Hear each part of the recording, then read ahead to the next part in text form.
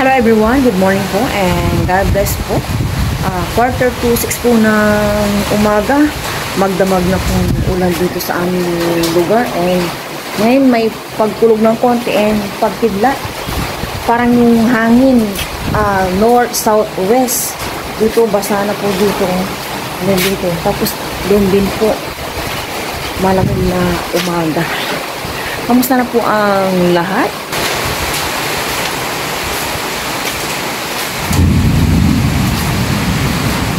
Ayan po, kumukulog.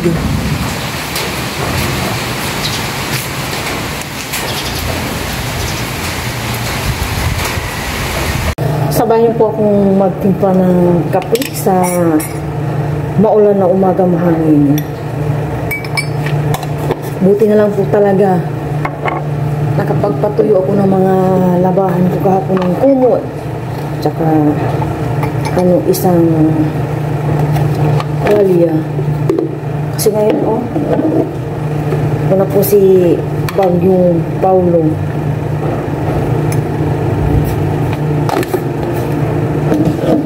Si Aya gising na rin po. Nag-CR, hindi na makatulog. Pero nasa taas pa rin. Sabi ko matulog pa. Masanay na po yung kanyang maagang nagugising. Excuse me po. Nabusog na ako sa hot water kanina. Naglalaga ako dito ng egg. Yan na lang yung breakfast namin. No rice, egg muna.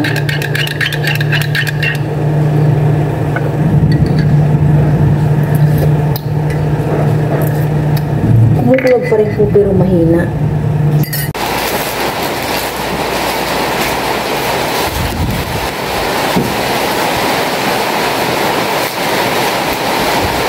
Kape po tayo, kape. Lumalakas na po yung pag-ulan.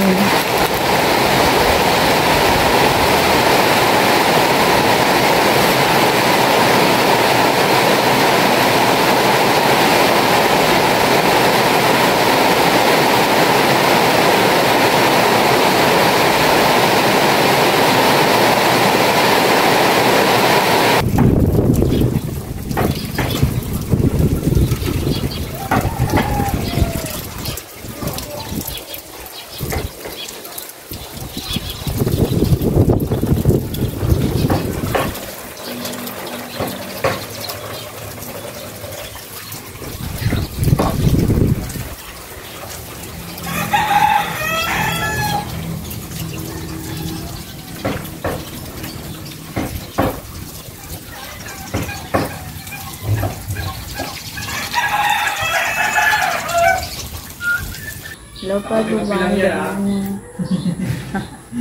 ano po? Ngayon po, kakagising ko lang po, mag-breakfast po ako. Kain po tayong lahat. Andun po si Papa naglalang. Ngayon po si Ma'am. Kain po tayo, may ano pa ako dito, cheese bar. Tapos, egg. Ito po yung laga po ni Mama, egg.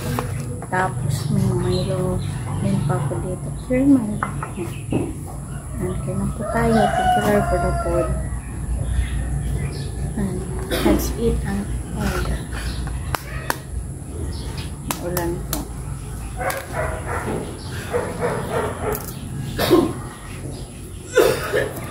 Balatan po natin itong egg. Egg.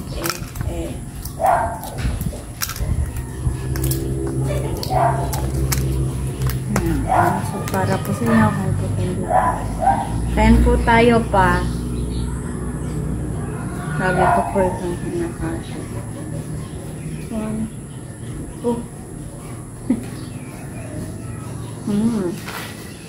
Yummy.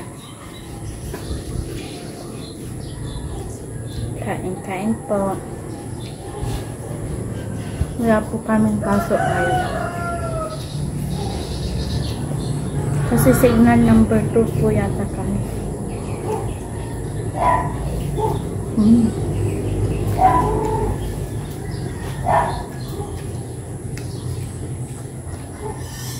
Inom po tayo. Yung cupcake mo na, mo? Ha? Cupcake? Ayoko po. Sige lang.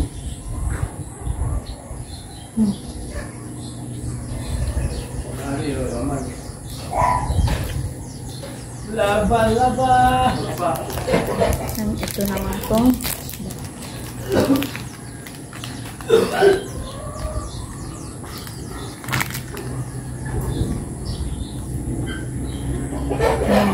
Para po sa inyo kayo pala. Mami.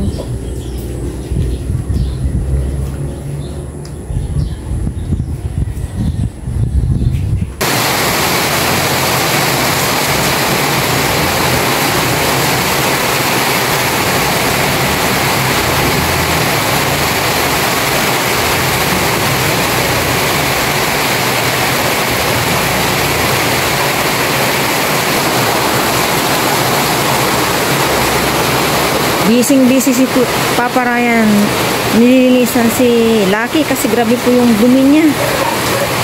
Batak na batak po si Lucky.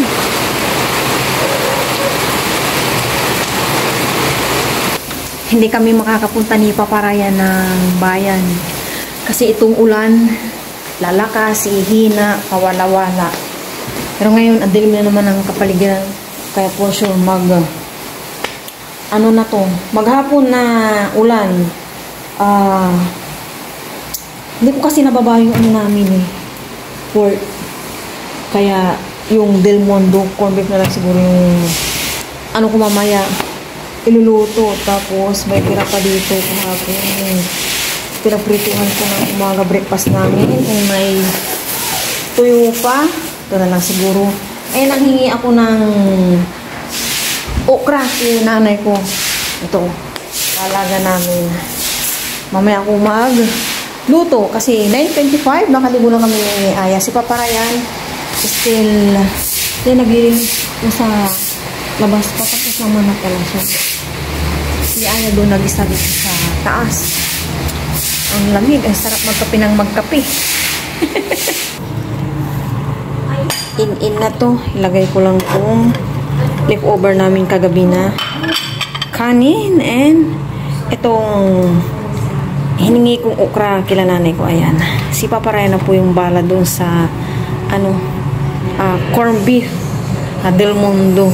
Tsaka prito din siya ng tuyo. Yung po yung magiging lunch namin.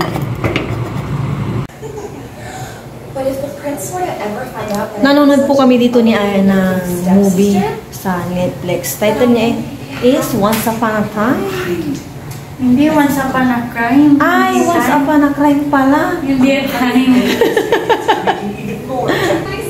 Ayan po yung pinapanood namin.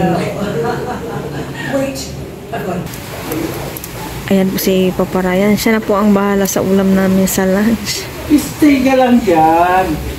Akong bahala sa'yo. Yun, no? Kain na po tayo, pero bago lahat, pray po muna tayo.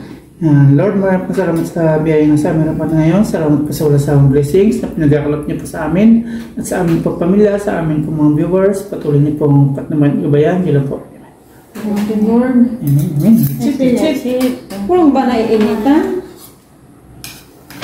Ito okay, masarap ito. This is my favorite. Natin sausaw. Yun Okay, cheers. Kapan, makaumpian mo lagay sa akin. Thank you, ma. Thank you, ya. Welcome. Mainit. May po tayo kain. Sabayin po kami sa lunch. Cheers. Kain po tayo. Cheers. Thank you, Cheers. Lord. Kain po tayo. Para po sa inyo. Kain po tayong lahat. Yummy.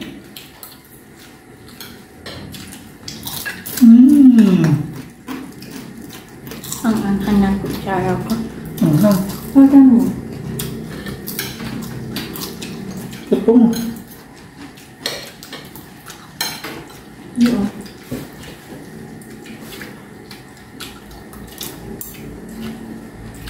Mamuok na.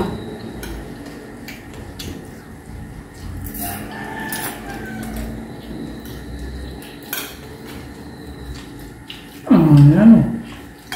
po ako nag-ano. Okay. Mmm.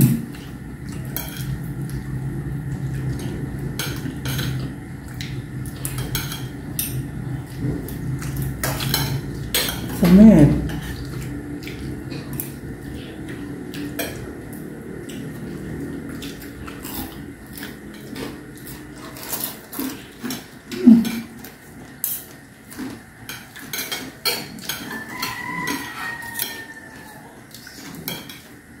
Kain sila niya. Alat. Tuyo. Hindi po.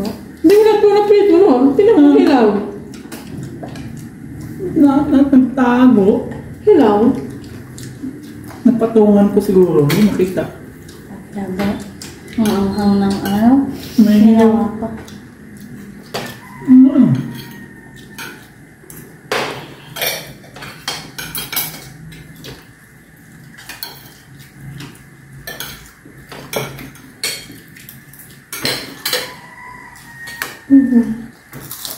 Napatungan ng maliliit. Ikaw tuloy na prito.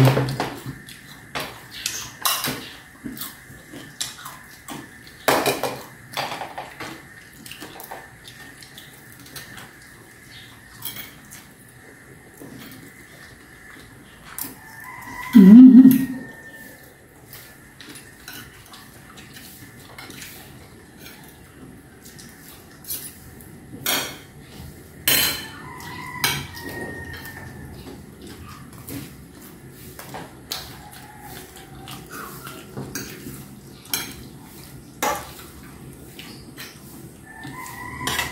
Tapos na po kami nag-lunch. Naiwan na po kami ni Aya dito sa baba. Inaantok na po si Papa Ryan. At kagabi, 11 AM na po siya umakyat. Tinapos na po yung kanyang pag-i-edit. Kasi dalawang edit po yung ginawa niya nung kahapon nung uwi niya. Kasi dito hinihintay ko. Gumagawa siya ng eroplanong papel. Ayan o. Laki ng eroplano po ni Aya. Akyat na rin kami ni Aya. Hinihintay ko lang si Aya. And inayos ko yung mga bagay-bagay po dito sa baba bago kami umakyat. Check uli. Wala bang possible na ihangin. Akyat na lahat sa may bubong. At mahangin po kanina. Ang ni Ayan. Eroplanong papel. Halika na sa taas. Nandito na po kami sa taas ni Aya. Pahinga na. 12, pa lang, 35. Sarap po matulong gawa ng malamig na panahon, umuulan, and mahangin, syempre. Pero naka number 1 electric pan namin. Bigla ko lang naalala kanina nung bago ako raspahin. Nung nasa pa lang ako, delivery room. Nilagay muna ako sa delivery room kasi pinapaano pa siguro yung ko, yung last na kain ko. Yan, siguro nasa parang 3 hours ako sa delivery room. Yun, may na nga doon may dinala din na manganganak na nung wala pa ako sa operating room. And nagtatanong-tanong po ako kung ilang oras yung gagawin sa akin yung DNC. Hindi po, alam nyo, hindi po nila sinasabi yung totoo. Ang sinasabi lang sa akin, baka 2 hours, may iba pa nga 3 hours yung i-admit na ako. Nandun po kami sa may information. Yung nurse na nag-assist sa akin na lalaki, doon pa lang nagtanong na ako. Yung nilalagyan ako ng swero, yun, doon nagtanong na ako. 3 hours yung sabi ng nurse doon na lalaki. Sabi ko, ang tagal naman pala. Sabi ko sa isip ko. Tapos nung nalagyan na ako ng swero lahat, iniintay na lang namin yung magdadala sa akin, wheelchair ako. Alam niyo, umiyak po ako doon. Nakapamalit na ako ng damit pang hospital, yun. Parang sariwa pa sa aking isip yung mga nangyari. Sa Monday, 3 weeks po ng na-DNC. Okay naman po ako sa ngayon. Konting minsan may nararamdaman ako sa tiyan ko. Hina-hot water ko na lang yan. Balik po tayo, no? sa pagtatanong ko sa kanila. Makulit kasi ako matanong ako sa mga ganyan para at least may idea ko kung anong oras yun gagawin sa akin. Hindi po sila nagsasabi yung mga nurse. Posible namang hindi po nila alam yun. Sila din yung kasama dun sa operating room. Siguro 3 times kong tinanong yun sa iba't ibang nurse nung nandun ako sa delivery room. Hindi ako talaga sinasagot. Ano lang pala, 15 minutes. Siguro wala pang 15 minutes. Ipagpalagay mo ng 17 minutes or 16 minutes. Kasi talagang binantayan ko yung oras nung hindi pa ako nakatulog nung binigyan na ng anesthesia. Kapag raraspahin ka po, patutulugin ka po. Unang inano sa akin ng unang muna bago ako nilagyan ng general anesthesia, nilagay pala sa akin. Tinatanong ng doktor yung naglalagay sa akin anesthesia kung nahilo na ba ako. Sabi ko, yung lang sasabi ko hindi pa, hanggang sa nakatingin na lang ako sa relo. Talaga, 2:45 and natapos is 3 o'clock yung pagmulat ko ng mata. So, ibig sabihin, mga 70 minutes sila sa akin. Nag-DNC. Yan. Hanggang sa hindi ako nililipat sa room, naka-oxygen. Para po sa magkaroon po kayo ng idea sa mga hindi naman po natin gugustuhin na mangyari, kung mangyayari man na hindi natin gugustuhin. I-share ko lang po ito sa inyo kapag po anin po kayo ng iano ko na lang na term na DNC kasi parang nakakalungkot naman yung word na nabanggit ko kanina. Ayaw ko nga gamitin yung word na yun 15 minutes lang po and patutulugin po tayo bago gawin yung process na yun. Wala po tayong mararamdaman na kahit ano. Sa aking experience nung natapos na po yun, nung nagmulat na po ako ng aking mata, blurred nga yung mata ko nakatingin ko sa oras. Siguro hanggang sa pagtulog ko, nakaganyan ako. Hanggang sa pagising ko, nakatingin ako sa orasan, sa wall, ganun pa rin yung posisyon ko. Thank God po talaga, wala akong naramdamang kahit anong pain, as in. Hanggang sa nawalan na rin yung pagpalagay mo na yung anesthesia. Wala akong naramdaman. Kahit yung nung unang ihi ko. Pero syempre dahan-dahan ako na umihi. Wala ino-observe ko. Kaya thank you Lord. Wala akong naramdaman talagang ng pain yung ginawa po sa akin yun. Hindi pa rin nawawala sa isip ko yun. Parang everyday ko siyang naalala as in. Tapos yun nga yung nangyari sa akin na hindi ko naman inaasahan, hindi ko ginusto na ganun mangyayari. Everyday hindi siya nawawala sa isip ko. Lalo na yung yung ginawa sa akin. Hindi nga po ako nanood sa YouTube. Nanood kami ng YouTube ni Aya, yung ginawa, yung ganung process. Pagkatapos na, pero hindi ko kinayang panoorin si Aya, pinanood niya. Ano ba yung ginawa kasi sa Yuma? Kaya pinanood ni Aya. Kinaya niya, ako hindi ko kaya.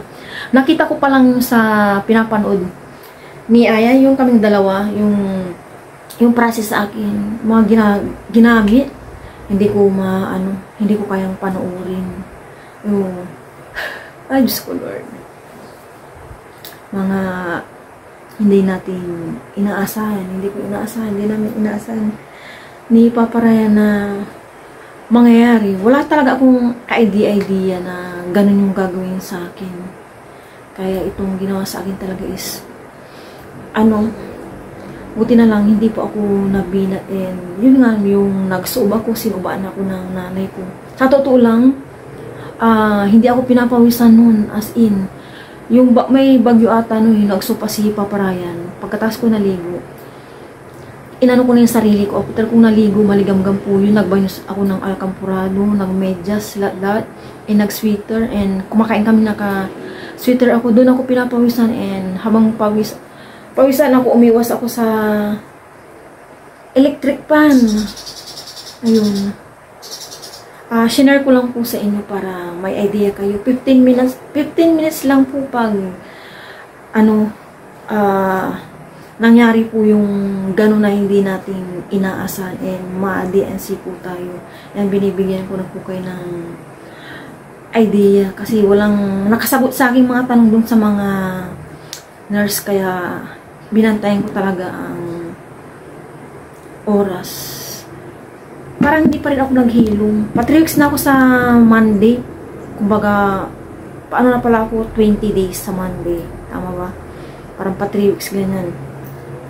May konting, minsan may pag, ano pa tong, ano ko dyan. Siguro nga, ano pa, sariwa pa siya sa loob. Iniwasan ko pa rin mag, cold water. Pero nag-escape kami may nakaraan. Pero more on, ano po ako, hot water. Yan. Dito ko na lang po tatapusin ang video na po ito. Thank you po sa walang sawa nyong support sa amin. Sa aming tatlo ni Papa Ryan I and syempre ako. Thank you po. Kung wala po kayo, wala din po kami. Thank you po sa inyo lahat. And mag-ingat po tayong lahat. And always pray lang po.